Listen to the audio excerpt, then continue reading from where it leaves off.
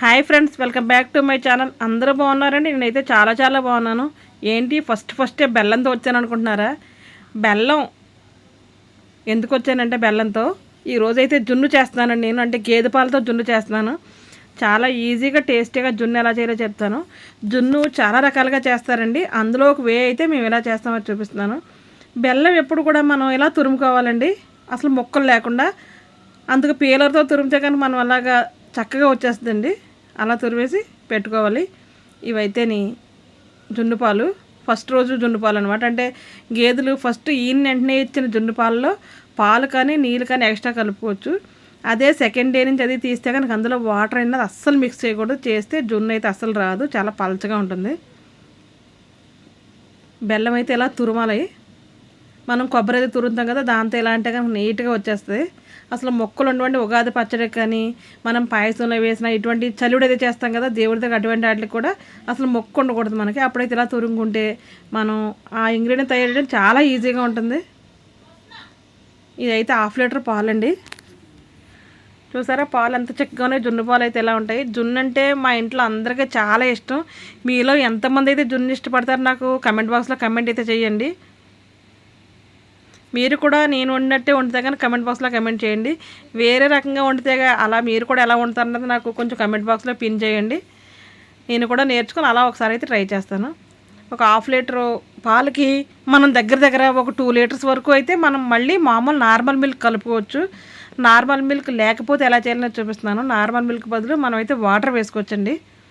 Water వేసేసి తగినంత బెల్లం అయితే వేయాలి.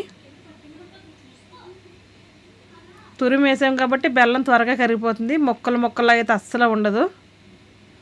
కానీ ఫస్ట్ డే పాలు అలాగే వండితే మనం అసలు జున్ను తినలేము, చాలా గట్టిగా ఉంటుంది. నోట్లో అయితే అస్సలు పెట్టలేము, ఒక రబ్బర్లా అయితే ఉంటుంది. 1/2 లీటర్కి 2 లీటర్స్ వరకు నీళ్ళు అయితే పోసుకోవచ్చండి. అంటే 1:4 వరకు అయితే పోయొచ్చు మనం. తగినంత బెల్లం అంటే మన టేస్ట్కి బట్టి వేసుకోవచ్చు. తీపి ఎక్కువగా తినేవాళ్ళు ఎక్కువగా, తక్కువగా తినేవాళ్ళు తక్కువగా వేసుకోవచ్చు. నేనైతే మీడియంగా వేసాను. మేము కొద్దిగా తీపి ఎక్కువే తింటామండి. దీంట్లోనే మిరియాల పొడి అయితే వేస్తున్నాను.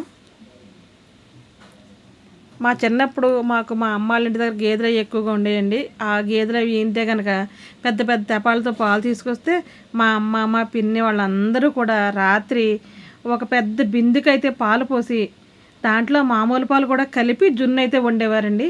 మామూలు పాలు మా మామయ్య వాళ్ళందరూ కూడా తీసుకొచ్చి ఇచ్చేవారు. ఇప్పుడైతే దీంట్లో ఇలాచీ కూడా వేయాలి. ఇలాచీ పౌడర్ వేయచ్చు, లేదంటే ఇలా కూడా వేయచ్చు. మా అమ్మ వాళ్ళు అలాగే మా మామయ్యలో పాలు తీసుకొచ్చి ఇచ్చేవారు. అవన్నీ కలిపి రాత్రి తెల్లవాళ్ళు చిన్న గిన్నెలో పెద్ద గిన్నెలో వేసి ఉండేవారండి.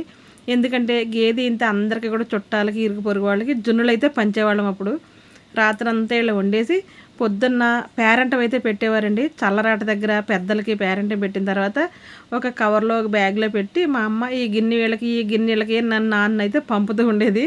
అలా అందరికీ ఇచ్చైతే వచ్చేవాళ్ళం. అదంతా గుర్తొస్తుంది.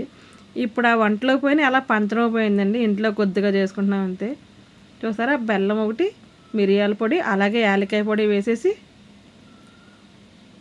మూత అయితే పెట్టేసాను. ఆల్రెడీ పాలు అయితే నేను వడపోసానండి. మిరియాల పొడి యాలకులు వడపోయడం నాకు ఇష్టం ఉండదు, అందుకోసం అయితే వడపోయలేదు. ముందే పాలు అయితే వడపోసేసాను. ఎలా మనం ఒక గిన్నెలో వాటర్ పోసుకుని దాంట్లో ఒక స్టాండ్ అయితే పెట్టాలి. ఈ స్టాండ్ కూడా నేను పట్టలేదని రివర్స్లో అయితే పెట్టానండి. ఎలా పెట్టినా సరే పర్వాలేదు. దీంట్లో మనం జున్ను పాలు కలిపాం కదా, అది పెట్టి గిన్నె దాని మీద ప్లేట్ మూతేసి మనం స్టవ్ మీద అయితే పెట్టుకోవాలి. నేను ఒకే గిన్నెలో అయితే వేసేస్తున్నానండి. ఇదే పాలు 4-5 గ్లాసుల్లో కానీ గిన్నెల్లో కానీ వేసుకుని రౌండ్గా పెట్టేవారండి. అప్పుడు ఎవరి గిన్నె వాళ్ళే, ఎవరి గ్లాస్ వాళ్ళే అయితే తీసుకుని తినేవాళ్ళు. ఎందుకంటే కలిసిపోకుండా నీరు రాకుండా ఉంటుంది. ఈరోజు అయితే నేను ఒక గిన్నెలో పెట్టేసాను. ఈజీగా మీకు చూపించడానికి అయితే ఇలా పెట్టాను. ఇలా మూత పెట్టేసి మనం స్టవ్ వెలిగించుకోవాలి. అంటే ఆవిరి మీద ఉడకబెట్టుకోవాలండి. ఇలాగా చాలామంది ఆవిరి మీద ఉడకబెట్టుకోకుండా జున్ను పాలు విరగబెట్టుకుంటారనమాట. అదైతే మేము ఎప్పుడూ వండలేదండి, ఎప్పుడూ తినలేదు. నాకు ఈ టేస్టే బాగా నచ్చుతుంది, అందుకు ఇలానే వండుకుంటాం మేము. ఇప్పుడు ఉడికిందా లేదని అయితే మాత్రం మనం చెక్ చేయాలి. ఒక చాక్ కానీ ఒక టూత్పిక్ కానీ తీసుకుని అలా అడుగు వరకు గుచ్చితే కనుక దానికి ఏమీ అంటుకోకపోతే జున్ను అయితే ఉడికిపోయినట్లే. చక్కగా జున్ను అయితే ఉడికిపోయిందండి. చూసారా అసలు టెంప్ట్ అయిపోతాం అనమాట జున్నుని చూస్తే, ఎప్పుడు తినేద్దాం అని ఉంటుంది. కానీ ఇది చల్లగా అయిన తర్వాత తింటేనే చాలా బాగుంటుంది. వేడిగా తింటే కొద్దిగా వికారంగా అనిపిస్తుంది. మనం స్టవ్ అయితే ఆపేసుకుని చల్లారనివ్వాలి. ఇంకా కొద్దిగా పలచగా కావాలన్నోళ్ళు ఇంకొక హాఫ్ లీటర్ పాలు కానీ నీళ్ళు కానీ వేసుకోవచ్చండి. కానీ అయితే కరెక్ట్గా అయితే ఇలా ఉంటేనే బాగుంటుంది. అంటే మన ఇష్టానికి తగ్గట్టు చేసుకుంటాం కదా, ఒక్కొక్కరు ఒక్కో రకంగా అయితే ఇష్టపడుతూ ఉంటారు.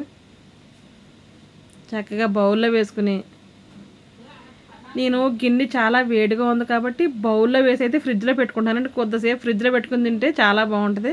చల్లారాలి కాబట్టి ఫ్రిడ్జ్లో అయితే పెట్టుకుంటున్నాను.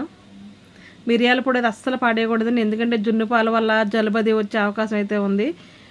అలా రాకుండా ఉండాలంటే కొద్దిగా మిరియాల పొడి వేసుకున్నాం అనుకోండి, ఆ పొడి వల్ల జలుబు ఇటువంటి ఏవి రాకుండా అయితే ఉంటాయి. మీకు కూడా జున్ను చూస్తే తినాలనిపించేస్తుంది కదా. ఇప్పుడు జున్ను పాలతోనే కాకుండా రకరకాలతో కూడా వండేస్తూ ఉన్నారండి. ఎన్ని రకాలు చేసినా జున్ను పాలతో వండిన టేస్ట్ అయితే మాత్రం అస్సలు వేరే ఎలా వండైతే అస్సలు రాదు. అప్పుడైతే మేము సగం అయితే తినేసాము. నాకు, మా వారికి, మా పిల్లలకు కూడా చాలా ఇష్టం అండి జున్ను అంటే. ఈ వీడియో మీకు నచ్చిందండి. నచ్చితే మాత్రం తప్పకుండా ఒకసారి ఇలా చేసుకొని చూడండి. ఈ రోజుకి ఇదేనండి వీడియో. మరొక వీడియోతో మళ్ళీ కలుద్దాం. అప్పటి వరకు ఉంటాను. Thanks for watching my channel. Already నాకు ఇంకొక ఛానల్ కూడా ఉందండి. ఆ ఛానల్ బబ్బు తెలుగు టిప్స్. డిస్క్రిప్షన్లో లింక్ అయితే ఇస్తాను. ఒకసారి విజిట్ చేసి చూసి సబ్స్క్రైబ్ అయితే చేసుకోండి. ఓకే, బాయ్ అండి, ఉంటాను.